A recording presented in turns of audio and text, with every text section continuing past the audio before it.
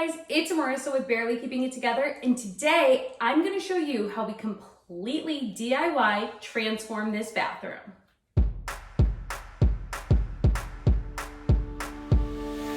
I'm Marissa. I'm a borderline crazy dog mom, a landlord, a DIYer, an interior design obsessed pop culture enthusiast, a real estate entrepreneur, and I'm simultaneously managing a long distance relationship while working full time. I'm the kind of woman who doesn't have the patience to get through this recording. So let's get into it. This is Barely Keeping It Together. So I want to talk to you all about this bathroom.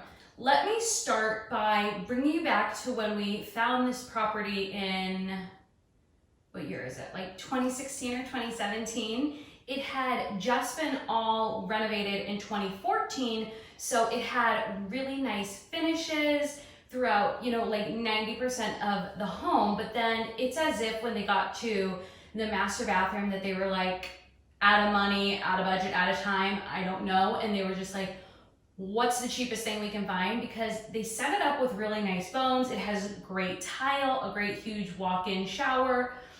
All those things were modern, but the mirrors and the vanities look like, let me tell you, I almost said don't buy this house because those vanities are so ugly. And it was such a priority to want to fix the bathroom situation, but as probably a lot of you guys know, once you live somewhere, you get used to the flaws. And it wasn't until it was time to sell this house that we said, we got to do something about that bathroom because buyers are not going to like it. What we decided to do was do a DIY renovation for as inexpensively as possible. We did all of this for under, I want to say $400. And we did it all ourselves. So I did not have my YouTube channel when we redid this bathroom. So what I'm going to do is walk you through step by step and tell you how we were able to get a brand new, fresh looking bathroom from the before picture that you saw. So let's get into the process of how we were able to actually refinish these cabinets without them being real wood. So the first thing we did is we got sandpaper blocks. Now, sandpaper, if you guys don't know, ranges in numbers. The higher the number, the finer the grit. The lower the number, the grittier the grit is. So it's gonna mess something up more, like it'll get more sanded. I don't know what to say. But, so we got a lower grit sandpaper block. I wanna say like a 60 or an 80. Sanded the whole thing just to get some sort of grit to what you're painting because you want this paint to adhere to it. So the first thing we did was sand it, and then, well, of course, before that we cleaned it so there was no grease or anything along those lines. So first clean, then sand, then you get tack paper. You remove all of the sand from the piece that you just sanded so that it is clean and ready to go, and then you can start with a primer. So you want to prime the piece first, and then once the primer dried, we took a higher grit sandpaper block and we sanded it again so that it then had a little bit of a smoother finish to it and it was ready to take the paint. So this is the paint that we use. It is Valspar Denim. I actually highly recommend this color because now that I'm thinking about it, in my McGee & Co video, I talk about the fact that they use a lot of muted, sort of like dusty colors, and this is a really dusty blue. It came out absolutely gorgeous. Everyone that looked at the house thought this bathroom was brand new, which it kind of is, but kind of not too. I wish they had seen it before, seriously. Ooh! Anyway, so I definitely think that this is a color that we would see McGee & Co or that company use in a bathroom, so it's definitely very on trend. So we did a coat of that, let that dry, did another coat all over everything, and then once everything was completely dry, and by the way, we did most of it with rollers to get a really nice finish. As you can see, the tops of these vanities don't have like a stone top or anything like that. It's actually just the same material. So we wanted to make sure it came out really smooth because this is actually a surface area that you're using as you wash up or whatever in the bathroom. So we wanted to make sure it came out really nicely. So we rolled most of it and then hand painted what we needed to paint. We did 2 or 3 coats. I can't exactly remember because we wanted to make sure we really got enough coverage and let it dry in between every single coat. Then once that was completely done, we did do a poly. This is the poly that we use. And if you guys like, I'll leave everything in the notes below of everything we use. I don't think I can link the actual paint, but I'll leave notes about the paint color that we use if you guys are curious about using this in your home. And then we just did a fast drying poly water-based over the top of everything, just to make sure. Again, this isn't real wood. This is actually not glass, but like fake glass in the insets. So it was like a fake wood with fake glass. And now it just has one cohesive look in the insets and the outsides of the cabinets.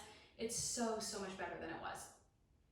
Anyway, so that is the process that we use for actually refinishing the cabinets. I would say that it took 4 or 5 days just to let everything completely cure and redo each coat. We wanted to make sure it was totally dry in between each coat. The next thing that I have to mention when we talk about this bathroom is this gorgeous hardware. We actually got it from Amazon, so I will link the exact hardware that we use below.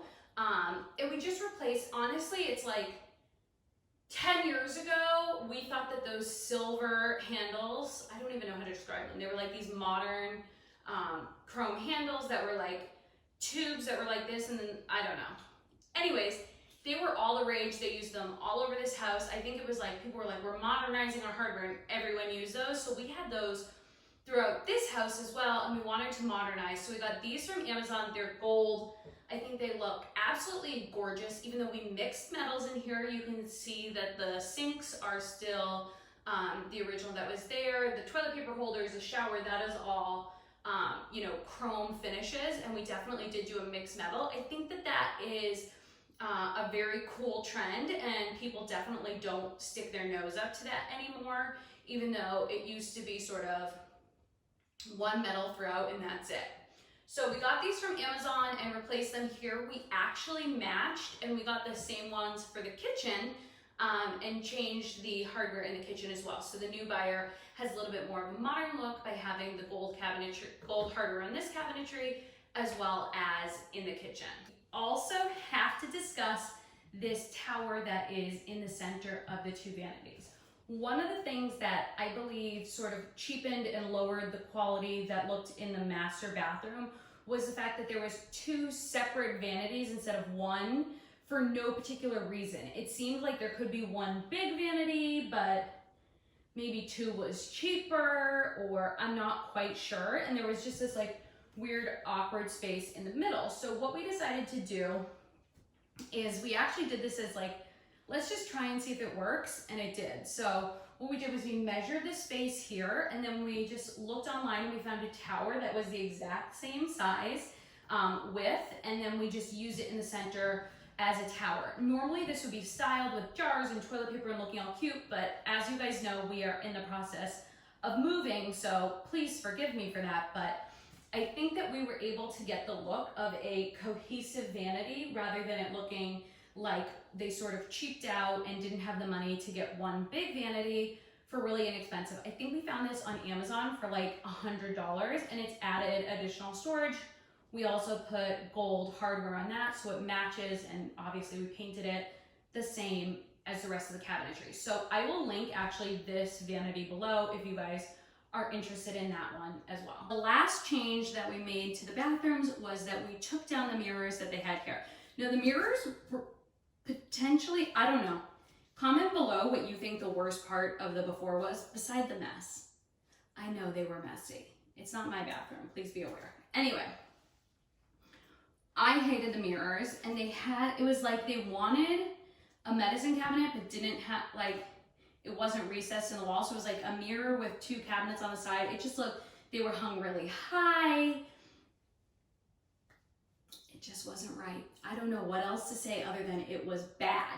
So we took those down. They were obviously like screwed crazy into the wall. Took those down, touched up the paint because, you know, it was actually like a hunter green behind this. And then we got these mirrors from Target, and I can link those below as well. You can hang them vertically or horizontally. In this space, they looked better hung horizontally, and I think that The gold touch with the gold hardware really sort of came together and brought this space a more cohesive look, definitely a lot more modern than it was. And that is honestly all that we did to renovate this bathroom, to bring it from what you saw before to what you see now.